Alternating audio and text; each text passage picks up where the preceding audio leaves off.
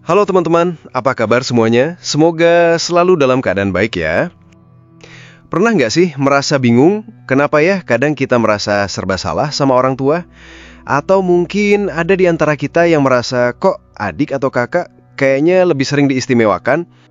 Padahal kita juga udah berusaha yang terbaik. Nah, hari ini kita mau ngobrolin sesuatu yang mungkin sering kita alami, tapi kadang kita nggak sadar kalau itu adalah bentuk kontrol tersembunyi dari orang tua. Kita akan bahas bagaimana mengenali manipulasi orang tua lewat rasa bersalah atau guilt tripping dan juga lewat favoritisme. Dengar cerita ini sampai habis ya, karena kita akan bahas dengan santai tapi tetap serius.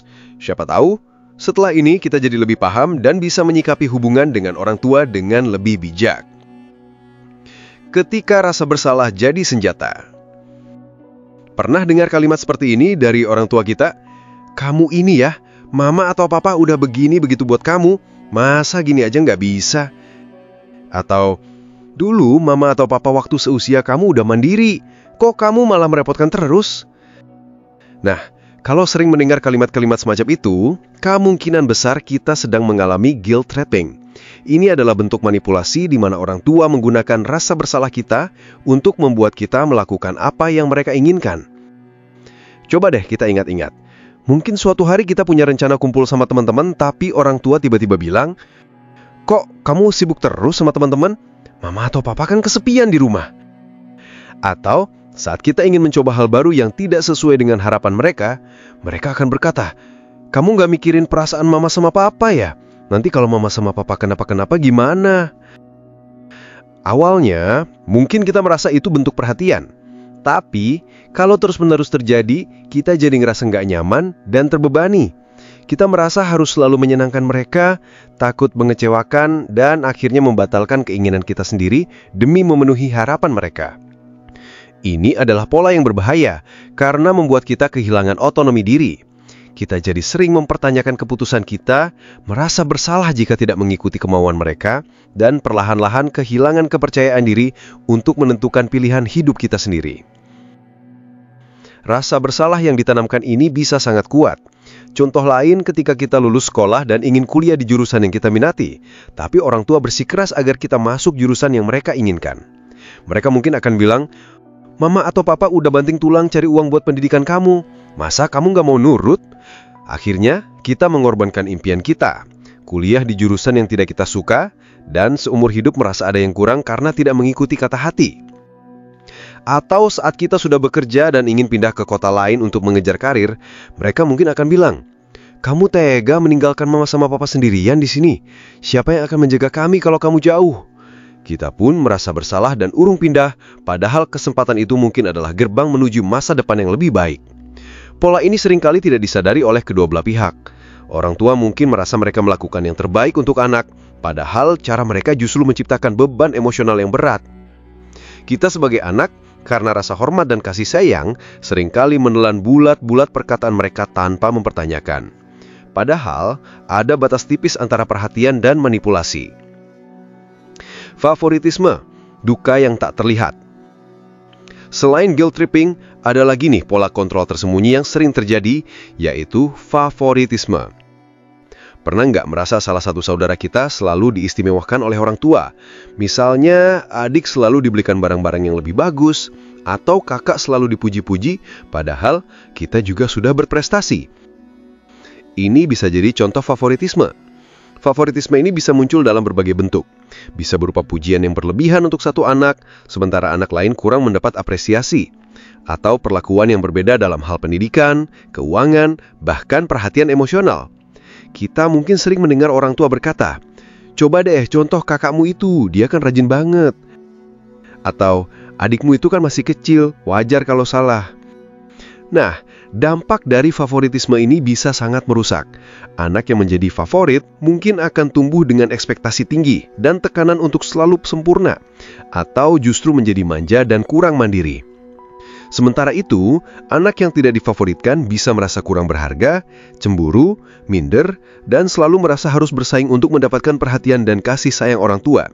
Ini bisa menimbulkan luka batin yang dalam dan mempengaruhi hubungan persaudaraan di masa depan. Coba deh ingat, ketika kita berhasil meraih sesuatu, misalnya juara kelas. Tapi orang tua kita lebih fokus memuji adik yang hanya mendapat peringkat biasa dengan kalimat, "Wah, adik hebat ya, sudah mau belajar." Atau saat kita berdebat dengan saudara, orang tua langsung menyalahkan kita tanpa mendengarkan penjelasan kita, karena mereka selalu menganggap saudara kita adalah korban atau yang lebih lemah. Situasi seperti ini menciptakan perasaan tidak adil dan tidak dicintai. Kita jadi merasa harus bekerja lebih keras hanya untuk mendapatkan sedikit pengakuan, atau justru menyerah dan berpikir bahwa apapun yang kita lakukan tidak akan pernah cukup. Ini juga bisa membuat kita enggan berbagi cerita atau masalah dengan orang tua, karena kita merasa mereka tidak akan memahami atau memihak kita. Akhirnya, kita memilih untuk memendam perasaan dan menarik diri. Favoritisme juga bisa membuat hubungan antar saudara menjadi renggang. Anak yang difavoritkan bisa jadi sombong atau merasa berhak atas segalanya. Sementara anak yang tidak difavoritkan bisa menyimpan rasa iri dan benci. Ini adalah kondisi yang menyedihkan, karena keluarga harusnya menjadi tempat yang aman dan penuh kasih sayang, bukan ajang persaingan. Mengenali dan menyikapi. Lalu bagaimana kita mengenali dan menyikapi pola-pola kontrol tersembunyi ini? Pertama, sadari perasaan kita. Jika kita sering merasa tertekan, bersalah tanpa alasan jelas, atau tidak nyaman setelah berinteraksi dengan orang tua, itu bisa jadi pertanda. Jangan abaikan perasaan itu. Coba renungkan, apakah ada pola tertentu dalam perkataan atau tindakan orang tua yang membuat kita merasa seperti itu? Kedua, evaluasi tujuan kita.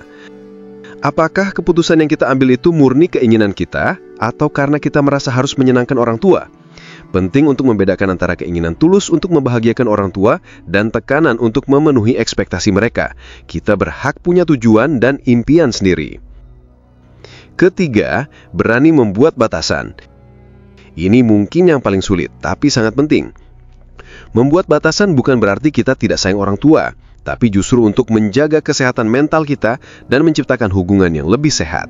Kita bisa mulai dengan mengatakan tidak secara sopan namun tegas pada hal-hal yang benar-benar kita tidak mau lakukan. Misalnya, jika mereka memaksa kita untuk melakukan sesuatu yang bertentangan dengan prinsip kita, kita bisa menjelaskan alasan kita dengan tenang. Keempat, komunikasi yang jujur dan tenang. Jika memungkinkan, ajak bicara orang tua kita. Pilih waktu yang tepat dan suasana yang tenang. Sampaikan perasaan kita dengan I feel statement.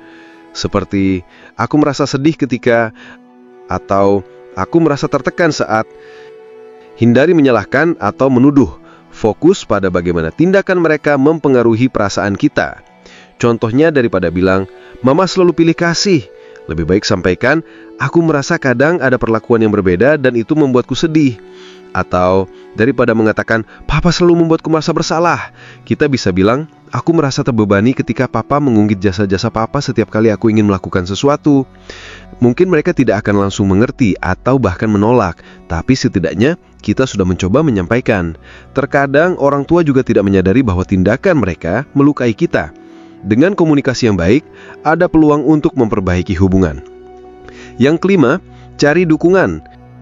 Jika komunikasi langsung terasa terlalu sulit atau tidak membuahkan hasil, jangan ragu untuk mencari dukungan dari orang lain yang kita percaya, seperti teman, saudara, atau bahkan profesional seperti psikolog.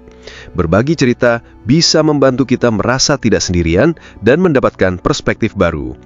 Terakhir, fokus pada diri sendiri. Ingatlah bahwa kita tidak bertanggung jawab atas kebahagiaan orang lain, termasuk orang tua kita. Kita bertanggung jawab atas kebahagiaan dan kesejahteraan diri kita sendiri. Prioritaskan kebutuhan dan impian kita. Ini bukan egois, tapi penting untuk pertumbuhan dan kesehatan mental kita. Hubungan dengan orang tua memang kompleks, penuh warna, dan seringkali menjadi tantangan tersendiri. Namun, dengan memahami pola-pola kontrol tersembunyi seperti guilt tripping dan favoritisme, kita bisa mulai melangkah menuju hubungan yang lebih sehat dan seimbang. Ingat, tidak ada orang tua yang perfect dan tidak ada anak yang perfect. Yang terpenting adalah bagaimana kita terus belajar, tumbuh, dan berupaya membangun komunikasi yang lebih baik. Semoga pembahasan ini bisa memberikan pencerahan dan membantu kita semua dalam memahami dinamika hubungan dengan orang tua. Sampai jumpa di video berikutnya ya. Jaga diri baik-baik.